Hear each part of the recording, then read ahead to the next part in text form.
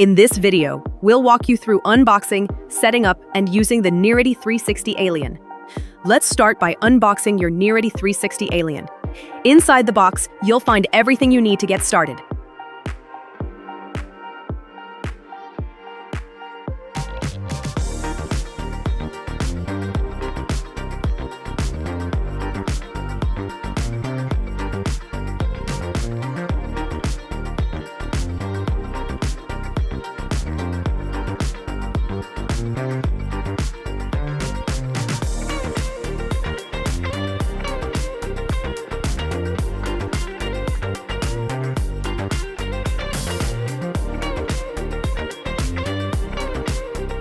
Connect the power cable to the camera, then plug it into a power source.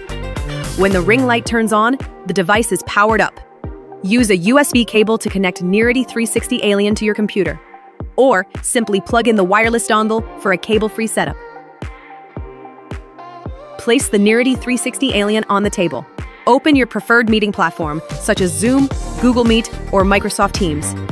In the audio settings, select Nearity 360 Alien as both your microphone and speaker. Then choose Nearity 360 Alien as your camera. That's it.